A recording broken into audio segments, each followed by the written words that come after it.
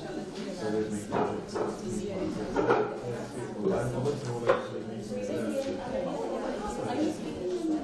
Yeah, I'm speaking session series.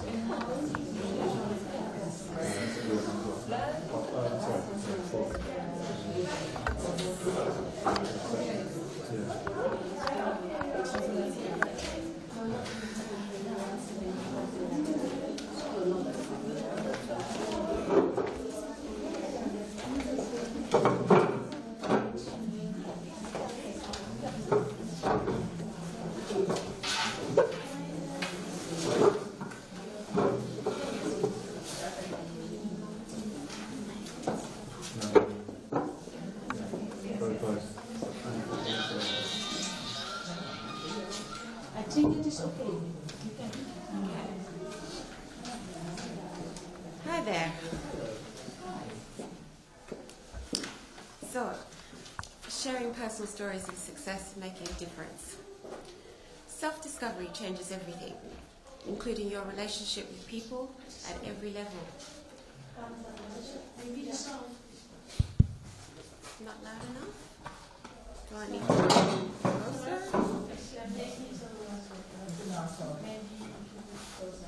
Closer? Hello? Is that loud enough?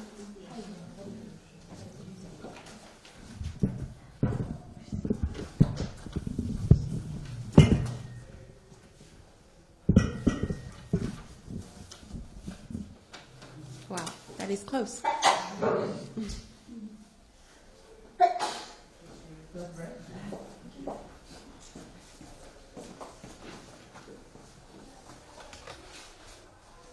Okay, try again. Self-discovery changes everything, including your relationship with people at every level. No one prepares you for this. When you find your authentic self, your mind, heart, intellect is aligned. You feel whole. Those who loved your mask, however, are disappointed. They do not know how to react. Often they put up a wall. This is not a reflection of you. They're dealing with their own shit, excuse the language. You may end up alone, but you do not need to remain alone. There are hundreds of people who have walked the path like I have. Sharing my story, sharing your story, affirms this. While it's painful to sever old connections, it's not a tragedy. It's an opportunity to make a difference. I was jolted into the journey of self-discovery by several defining events. Here is the first. At 5:46 a.m. on 17th of January 1995, 20 seconds changed the way I would see and perceive the world at large. My actions, reactions, and the moments in between were given new purpose. I moved from a position of self-interest. I was a perfectionist. I defined myself by society, where I went to university, and what organisation I worked for, to one of compassion, a deep respect for self and for all humanity, and a deeper respect for the environment, the elements, and breath. I am present and integrated in the world around me. Being authentic can sometimes be hard. You'll have to have a conversation with your conscience on a daily basis. Arriving to this point took many years, and it was triggered by one single event lasting 20 seconds. To give you a sense of that moment, I will read to you an extract of my journal. There was a rumbling and a loud noise. It was as if shots were fired. The bed was shaking. Objects were flying around the bedroom. And then, all of a sudden, silence. I covered my face with a blanket and was too scared to peek out. What just happened? I sat up. The bed was shaking. The room was a mess. There was broken glass on the floor. The cupboard doors were open, the drawers, the clothes on the floor. A Japanese doll that sat in a glass box on the top of the cupboard was nowhere to be found. It was dark. There was no electricity. The paintings that had been hanging on the wall perfectly were now lopsided. What just happened? It was incomprehensible. What was I doing in Japan? I wanted to hug my mother. I wanted someone to tell me it will be okay. But there was no one here. I was in Kobe, Japan, over 9,000 kilometers away from a place I still called home, London. Though actually, it was not home anymore. That life was over. I felt abandoned and very alone. I was only 25. I summoned all the strength in my body to sit up straight and look around, to try and comprehend what just happened. The bed shook, and I covered my head with the duvet. A few seconds more, the bed stopped oscillating backwards and forwards. I sat up. "Are you okay? What happened?" I whispered to myself. I had to pinch myself to check that I was still alive. I thought about getting out of bed. It had to be safer. There was no space on the carpet that I could put my foot down on. Was it covered in glass? Was it not? For fear of something else falling on me, I had to stop thinking. I ran quickly out of the room. It was freezing. I heard people shouting, crying, screaming. The street was crowded. "It's an earthquake." "Don't stand in the street. The buildings, they're old, they'll fall," someone shouted. I tried to remain strong. I felt numb and devoid of thought. I walked towards the car park and got inside the car, switched on the engine. I started warming up, finally. I drove the car out of the car park onto the street at 5 kilometers per hour. With each tremor, the road shook. Buildings collapsed right in front of my eyes. Inside a car on the road that was oscillating with each tremor was not the safest place to be. Dead bodies lying on the ground, people crying, screaming. In whichever direction I turned, there was death and devastation. I had no idea what the future would hold. Days later, my mobile phone rang. Stunned, I answered it. At the end of the line was a friendly voice. "Sonia, daijoubu desu ka? Are you okay? Are you hurt?" Someone cared. It was an executive assistant at KPMG. I had lost track of time. It was 5 days. No food, no water. My mind was blank, devoid of thought. I was scared to think, to believe, to live, to know what the future would hold. Why was I still alive? This earthquake took the lives of 6,434 people. It injured an equal amount. 4,000 victims were from Kobe. Many of the survivors suffered for years to come. 150,000 buildings were destroyed and 1 kilometer of expressway. The enormity of this event was not only going to make sense several years later, it redefined my values, what was really important to me. 80% of those who lost their lives were crushed to death by collapsed wooden houses and fallen furniture. Fires triggered by tremors wiped out entire families and communities. It took 5 years for those who moved into temporary housing to secure permanent housing. And it took 9 years for Kobe to regain its pre-quake population. The brain does funny things when the body is dehydrated and devoid of thought, and devoid of food for a number of days. It causes some people to become detached and move into a survival mode of conserving energy, and for some to be even more self-serving and angry. It causes hallucinations. During the 16-hour trek to nearby Osaka, which normally took 40 minutes, where a room for the night had been secured, to have a bath, to drink water, have food, the only question I had was, why was I saved? Why did I not die in that earthquake? I had lost 95% of my belongings. That was okay. Physically, I was not hurt. But the uncertainty of what lay ahead frightened me. One night's shelter, then what? At the same time, I had a voice in my head. People all over the world are looking out for you. You are important. Reality check. All I needed was a sip of water. Someone to hold me and say, things will be okay. Nothing more, nothing less. In that moment, I knew I would be alone for a very long time. For days, months, and years thereafter, I lived in fear of the earth and the instantaneous destruction it caused. I have flashbacks of this day.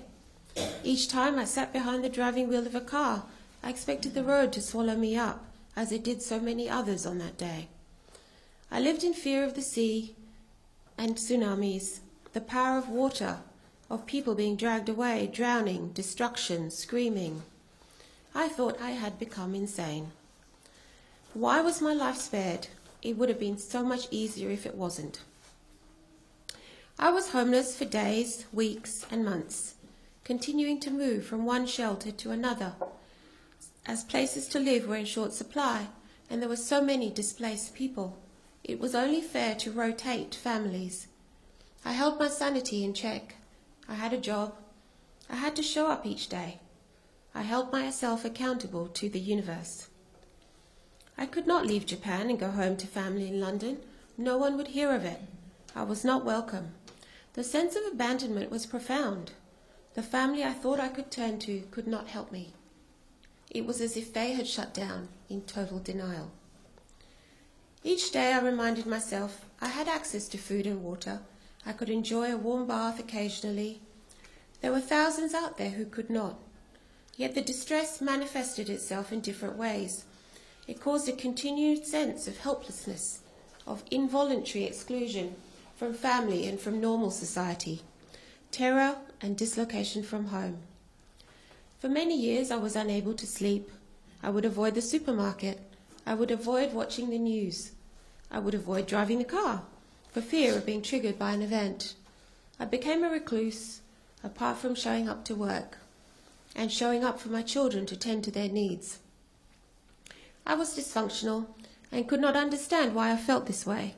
Why was I alive? My sole purpose was to live, to provide for my daughters, to nurture them so that they may be resilient in the face of what the universe threw their way. I was eventually diagnosed with post-traumatic stress disorder, or PTSD. The criteria of PTSD include being exposed to a fearful or traumatic event, re-experiencing the traumatic event, usually in flashbacks or nightmares, avoidance of situations and stimuli that could cause a trauma to reawaken, increased level of arousal, sleep difficulty, irritability, concentration problems. This diagnosis and help from my GP and psychologist helped me know that I was not insane, that I would not remain this way for the rest of my life, and with enough effort I could rewire my brain and change how I felt on a daily basis. And here I sit in front of you today. Starting from scratch was difficult because it was always easy to go back to the events of 17th January 1995 and blame the world around me for what occurred. There were many dark days that were sprinkled by moments of joy and inspiration. It's in those moments of gold that I held on to that gave me the purpose to live, and slowly, with a few trusted people around me, I started to shift the paradigm and the mindset to move to a place of acceptance, of accepting the reality of what had occurred, and then, step by step, to build inner strength, resilience, and move to a place of compassion. Compassion for self, compassion for those around me. I could only do this because I was prepared to trust myself, to have hope, and amazingly, I had a few generous people around me who had my back and were willing to listen without judgment. These friends and acquaintances encouraged me to notice the blue sky, the golden sun at sunset, beauty in the flowers, to be present, and to be grateful for what I had. 1 second, 1 moment, 1 hour, 1 day at a time. Through meditation, dreaming, sharing stories, expression through dance and breath, I found my authentic self. This road was challenging, and it was through writing letters to myself that I acknowledged the enormity of the journey. Here is one excerpt. 5th November 2016. The number of times you've fallen down is plentiful and too many to count, and now finally the power within you is immense. You may think you are falling down, but you are not. You are refilling your power center with light and compassion, so that you will once again stand in your power and walk the sacred path of life. No more running away or getting out of harm's way. No more darkness. Just remember those moments of love, faith, resilience, an embodiment of power. That love you provided your children, because yes, you did. You didn't know it, but you provided so much love and a safe space that they did not have to travel that same journey riddled with violence and disempowerment. To know love, compassion, joy is such a beauty. Today was the first time I felt sensual. It was awesome. Aisha, thank you. You taught me how to smile. And finally, I made that shift to smiling from the heart, not just from the facial expression.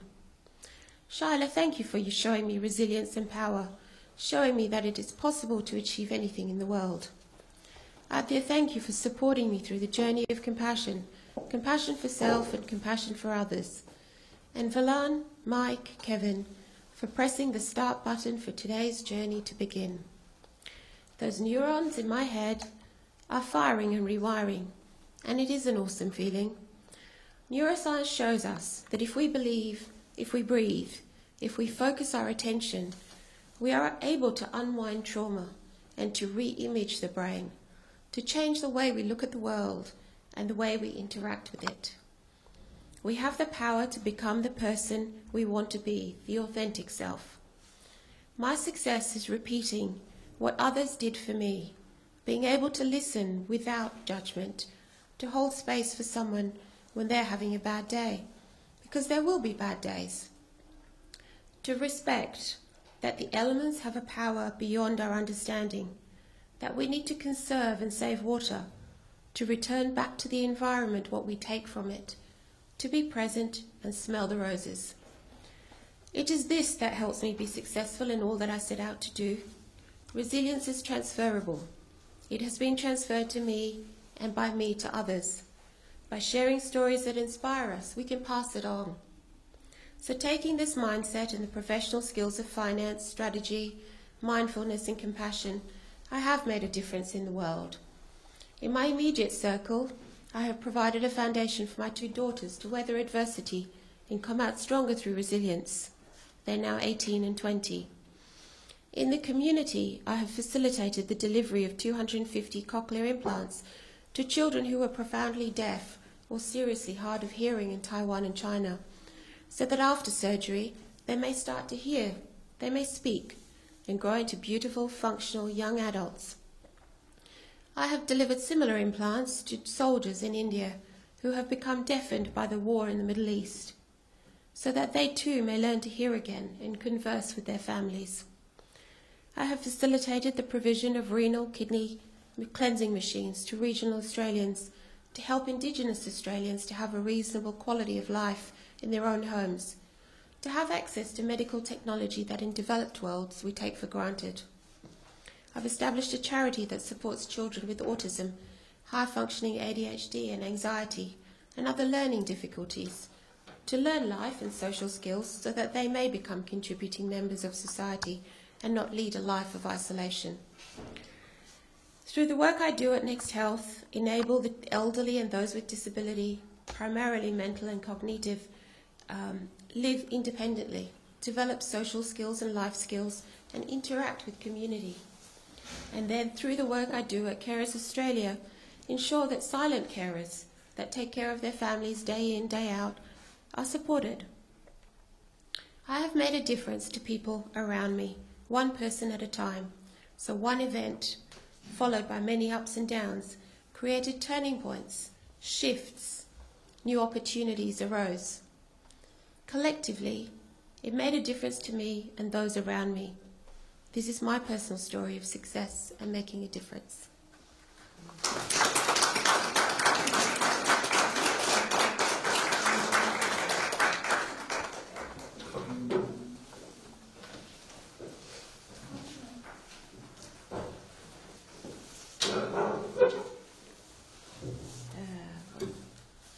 Yes, I'm going to start by saying again a happy Women's Day, because it's a day that everybody is pronouncing at least one time women in many language songs and speeches. My name is Antoinette Mutesa.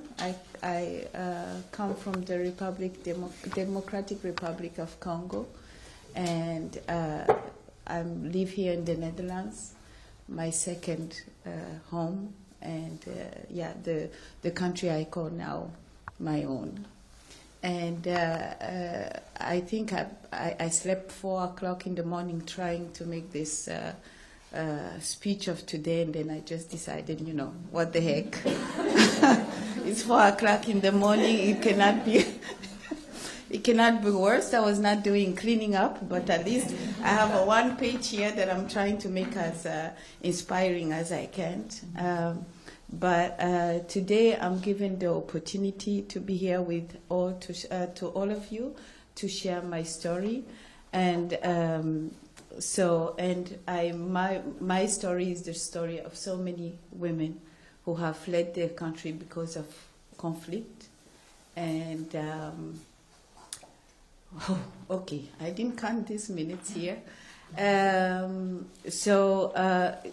journey to the Netherlands started exactly 10 years ago, the 7th of March 2008. I was in Schiphol at the airport. It was freezing like hell for somebody who come from the Democratic Republic of Congo. And I was brought here by the Red Cross. I was helped without going into the details, but then I did have a winter jacket, so I didn't know at that moment what it meant to have a winter jacket. And so at the airport of Schiphol, it was very cold. So that is my first memory of the journey. And maybe it was so cold that I almost forgot that I was coming from a war zone. And so when I came here to learn a new language, to get into a new society, it was a moment that I felt very lonely. And in the times of war, I never felt alone. And that is the difference of comparing what it is to be in a peaceful place and to feel alone, when actually in a conflict you are busy surviving and trying to find the next exit to life. And so those are the two experiences that for me has made my life story interesting in trying to inspire my journey. So to be a refugee is, of course, if there's war and you go, then you are a refugee. That's the definition the dictionary gives you, but nobody go to school to learn how do I become, what is a refugee? I'm actually a refugee. So to have the word refugee become like my second name was something that I was listening to every day. Having people ask you, how is it, and how did you flee, and how did you end up here, and why here? And you're like, well, I didn't go in a traveling agency and say I want to sit on the left and then come here to the Netherlands. It just happened that I'm in the Netherlands, and at that moment, actually, on March 7, I didn't even know I was in a country called the Netherlands. I have never heard about the Netherlands before. It does happen that people don't know the Netherlands.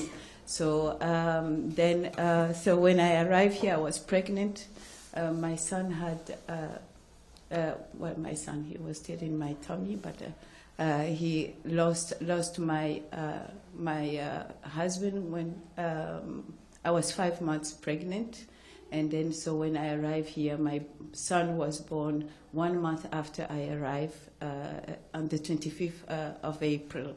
So I was in a new country, I was a refugee, I was a single mother, I was a black woman, I was coming from a war zone. So I had all the things that goes wrong in somebody's life that you can name. It was on my list of, if it was a resume, I would have top all the things you need to become a refugee. So so for me it was, I was invited to one day in a church on International Day for Migration to speak about how it is to be a refugee. And I said, well, I want to speak how it is to feel, to be in your country, as to explain what it is, a conflict. A conflict is disaster, people move, and if you are lucky, you are alive. But to live in a country where there's peace, when you are not in peace with yourself, when you don't know the left and the right, when you go in a supermarket and like Albertine, the Netherlands supermarket, and there's so many food, but you're like, what is this, and what is this, and what is this, and you tell people, I don't know what to eat, but they say, but it's full of food in this country. And I say, yeah, but nothing is familiar to me. And all those little things that we take for granted, such as just going in a shop and wanting to just buy cheese, and you have 40 cheese, and you're like, in Africa, you say, I want sugar, they will give you just one sugar. You don't have to have bio sugar and all these kind of things. So those are the type of experience that really made me busy for like 18 months. And I was given an apartment, I was given a bank card, and I had money to eat, and I had a roof over my head, and I had a baby, but still I felt that I couldn't be happy, because being happy for me was forgetting my mother that I left home, forgetting all those who I'm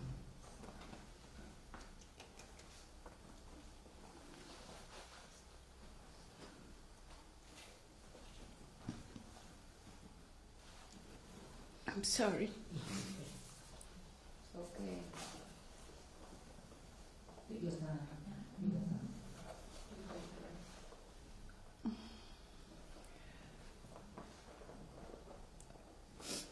I was living in a beautiful city called Harlem, and I had a nice apartment, 3 bedrooms. So I was just with my son. But then whenever I would want to drink coffee, I would wonder if my mom is also drinking coffee.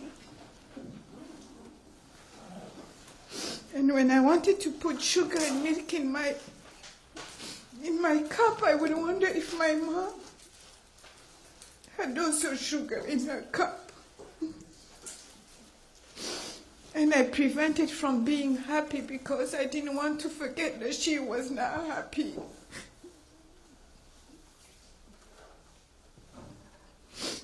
Because I was not happy without her. So I didn't deserve to be happy if she was not happy. And for 18 months I hated everybody in the Netherlands because I had to find a place where it didn't feel right. So I would go in an institution and I would just be negative until one day I decided that, wait a moment, if I'm not happy, my mom will never be happy. So I had to be happy for eventually and let go so I can be happy and I can love everybody around me, and then people will be able, that love, to reach my mother.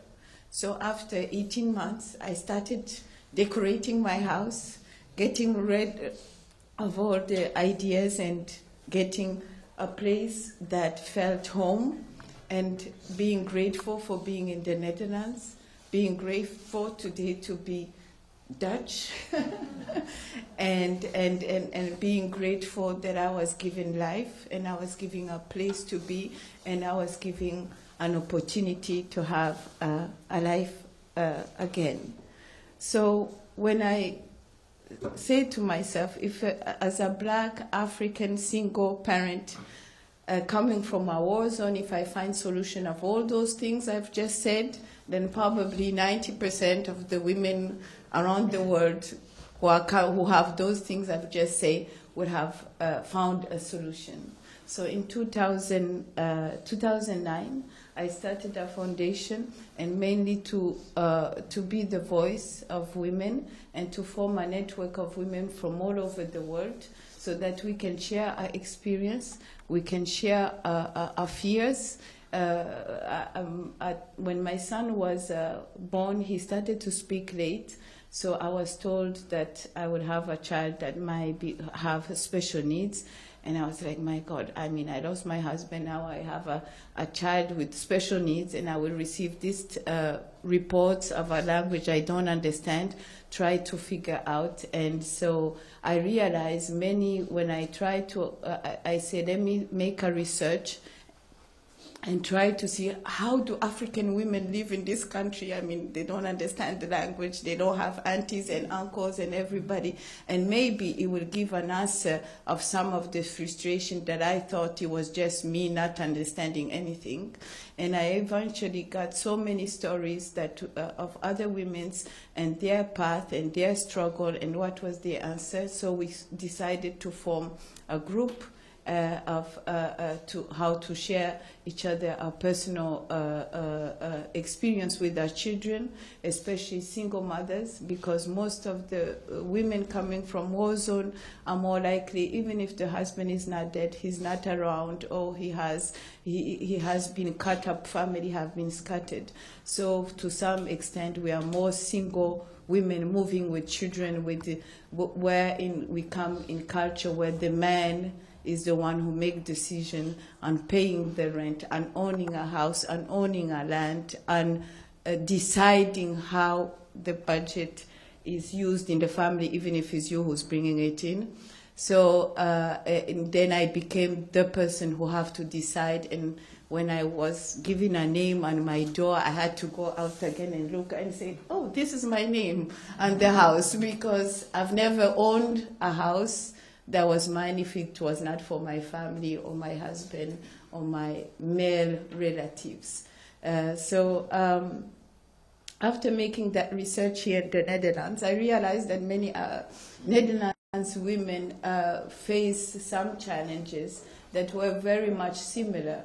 And even if they were not in a war zone, they were pretty much also fighting to get a similar salary to go in a male society and become top executive.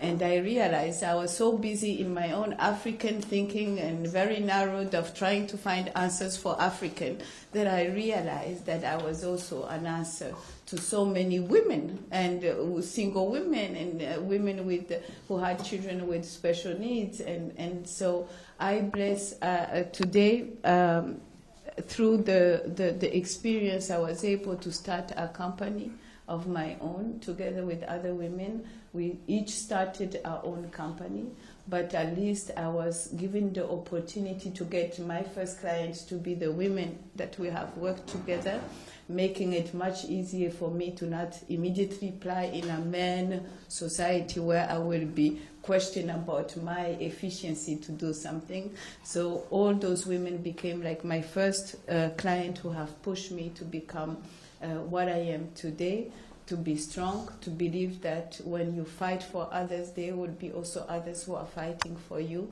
And my what I want to share with you today is that I thought that coming from a war zone was the worst thing that could happen to me, until I came here and I realized that to be alone is the worst thing that life can bring to you. Because although when we speak about war, we all want to think that is the worst thing that can happen, but there are happiness during wartime.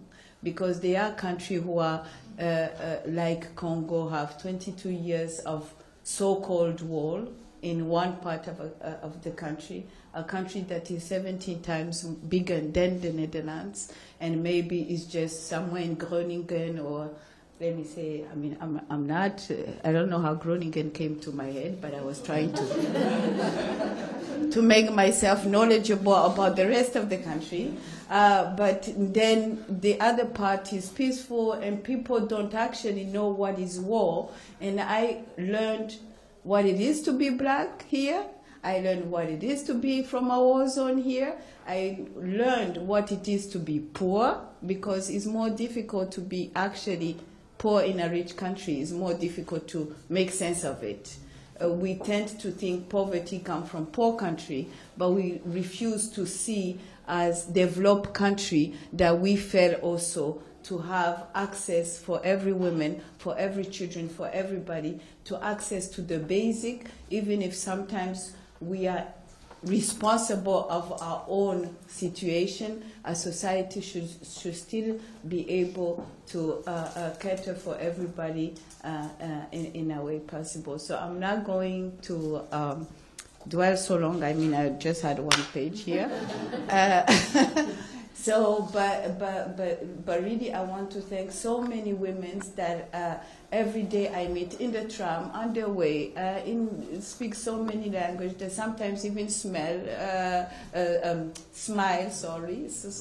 to me and change my path and make me believe that there is something good I'm doing, and making me also feel that there's a purpose why the God who gave me these legs, who have no limit, brought me to live in the Netherlands, to call myself Dutch, and to share today with you also this moment that is inspiring.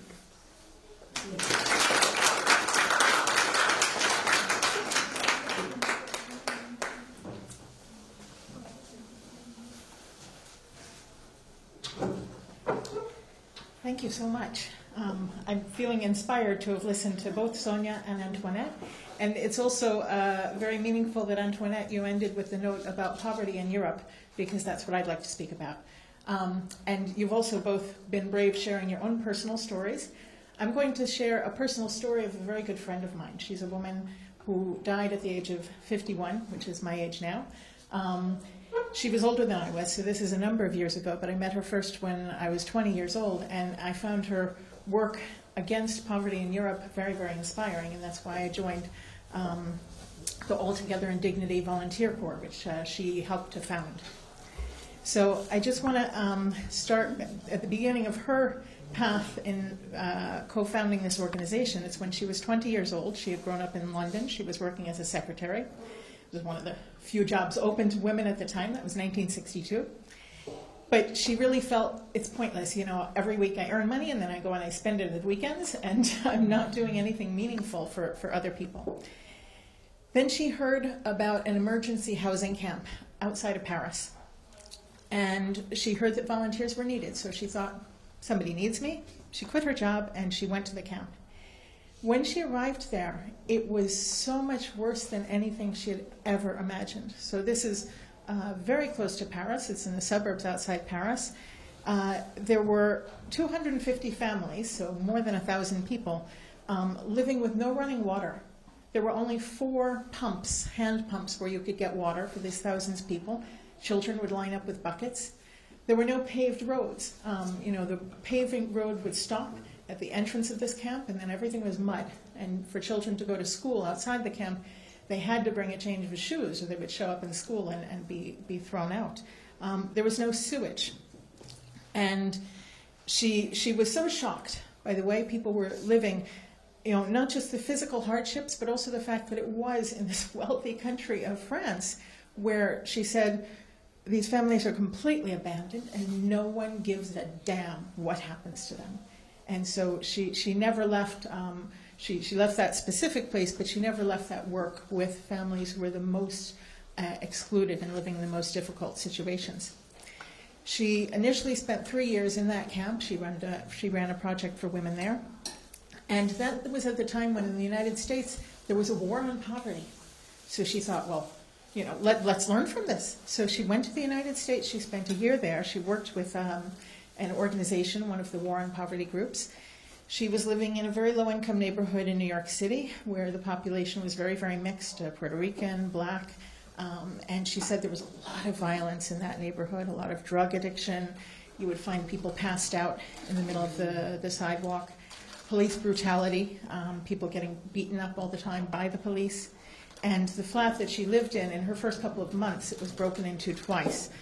She didn't have very much, but the second time she said the thieves left her with absolutely nothing. Not a change of clothes, no food in the refrigerator. And so she, with a heavy heart, put up bars on her window. She didn't want to. She felt like she was putting herself in jail, but it was the way to not just curl up in a corner. And she was really learning a lot from the way the community organizing was going on. She found it incredibly dynamic. There were people working for welfare rights, for the rights of migrants, for Hispanic rights, for civil rights. And it was the first time since the Depression in the United States that there were organizers bringing together people in poverty and saying, speak out, here's a microphone. She spent a year in New York City. She also spent months crisscrossing the country. She traveled to discover many, many different organizations that were doing all kinds of things in the war on poverty. It was very, very dynamic, and she felt it was sharpening her ideas.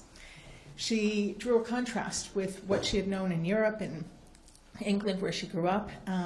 She felt that in America, ideas were very open and not as rigid. When, for instance, you're thinking about a person's education, what kind of training could this person access, that people had more openness to experimenting than in Europe. She said in England, you feel like history and tradition is always weighing people down. In the US, people are always making something new. They might knock it down 2 years later when it's no longer suitable, and you can try out a new approach. If you fail, you simply start over. But there's a downside too, she said. Many new projects start, but then they're shut down very shortly thereafter. Americans are impatient for results. I'm American. She's right.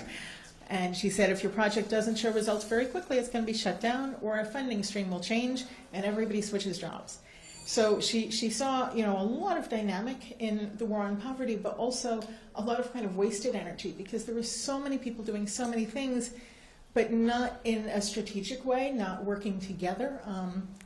And so she really took concerns from that back to All Together in Dignity, in ways that we could be more strategic, bring together the strength of women and men in poverty in different parts of the world, and people who want to change things. And that's when she went back to her own country in England, where she founded a branch of our organization. She began living in a center where families who had been homeless were able to live with their children. It was very often the last chance before social services would remove their children for good, either to foster care or to forcible adoption, being adopted away from their families. And so it was a place where adults who often had not been raised by their own parents, often had grown up in institutions, could sort of learn from one another how to bring up their children. At the time, there were many institutions like this with a very directive approach, often, saying to the mother, this is what you do, this is how you must raise your children if you want to keep them. But the place where she was, in the south of England, called Frimhurst, was a completely different approach. She said, the basic approach was just to believe in each person's capacity to raise their own children, to have their own family, and then to make it possible that each person can kind of make a plan for their life. But it was very hard. She said it's the hardest place that she ever had to live, because this huge pressure that each family there might be about to lose their children to social workers. And she says we were all under one roof. This is maybe 8 or 9 families living together under one roof night and day with all of our day-to-day bitchiness. She spoke very frankly. And she said you have nowhere else to go at the end of the day. It's always, and I'm reading here from her words, it's always terribly difficult to live with people who are unhappy in their troubles because they blame you for everything that's gone wrong in their lives. They say exactly what they think of you. They call you an idiot, say you don't know how to listen, and it's very hard to hear when you've come in order to help people. But it was very important that each person felt free enough to say anything. There was a constant possibility for confrontation, so families in poverty could try to liberate themselves from what life had done to them. They could try to use us volunteers as punching bags. There was nowhere for us to hide, and my entire identity was challenged, and I had to learn to listen without interrupting, without trying to offer an explanation or to ask questions. I learned that you shouldn't say, I'm listening, unless you're actually going to try to understand what the other person will say and put yourself in their shoes. For a person who's naturally active and wants to be helpful, it does not come naturally to just listen without trying to offer a solution. But we had to admit as volunteers that none of us had immediate advice to offer, and instead we took time together with each person to figure out what they really wanted out of life. More than anything, these were families who needed people who could lead them to explore, to understand their environment, to enlarge their experience beyond narrowly limited horizons. And we as volunteers couldn't become stale intellectually, because then how could we help? We couldn't wallow in miserable feelings about the misery of poverty, because we would stagnate, we'd be stunted, and have nothing left to offer anyone. In order to offer these families something, we had to convince them they deserve to be part of the world. They deserve paintings and music. They deserve the stars and everything on earth. We invited them to use us volunteers for whatever they dreamt of accomplishing. They could invent their own projects and change their destiny, And this began with each person discovering what they wanted out of life, and then developing the self-confidence to make their own choices and to trust each other. Once a family has managed to live as a family, they can handle everything else. After about 5 years in the center with the families day to day, Mary began organizing what she called a People's University. So these were monthly sessions for both the families living there and then often families who had moved into their own homes, because families would stay about 9 months there and then be supported to live in their own home. But they would come back for the People's Universities, which were really amazing opportunities to discuss any kind of theme possible. International questions of human rights, local political issues, cultural differences in people's communities. And the goal was for each person to be able to speak freely and to understand more about society, to reflect on each person's identity and history. At the very beginning, though, Mary said the one topic that we decided is off limits was social work, because these were families who were so weighed down, so much, inspected by social workers all the time. And she said there's so much else in life and in the world. So we banned the word social workers for the first couple of years so that people could see themselves in the other dimensions of life.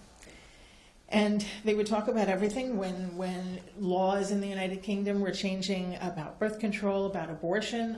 She organized both People's University sessions to discuss it, and also would visit people in their homes if they wanted maybe to talk more privately and not in an open session.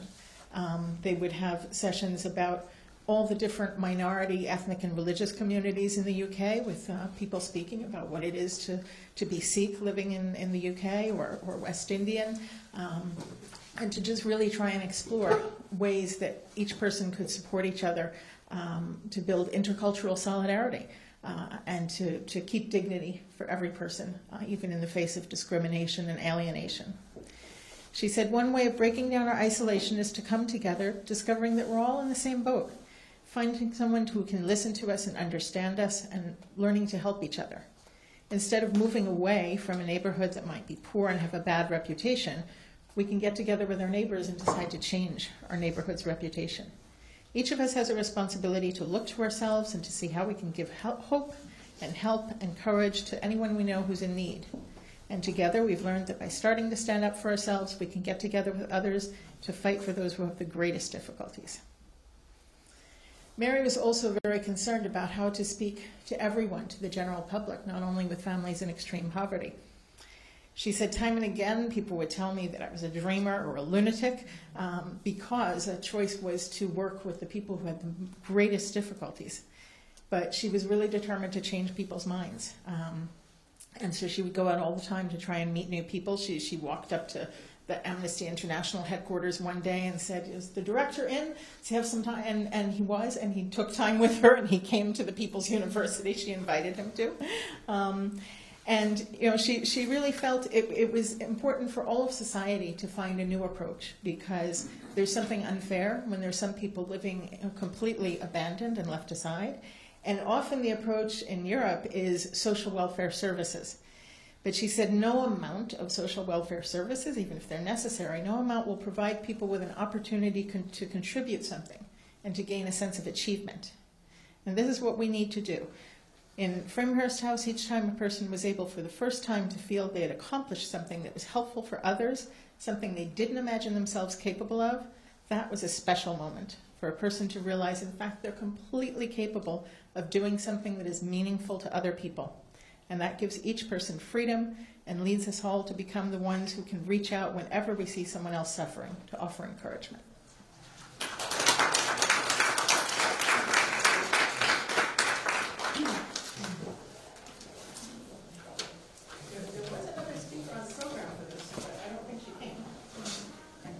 Close to 10 o'clock. I don't know if anybody has a question for.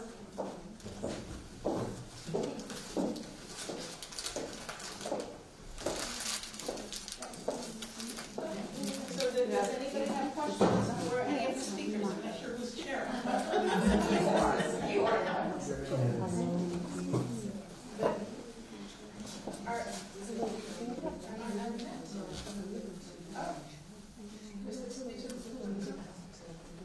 Like more how things of what you do and you open and so it's only between 11 so All together, All together. we have a team here. Yeah, yeah, so I just, connected, you understand? I don't know if you do the other ones. No, but you have a program here or?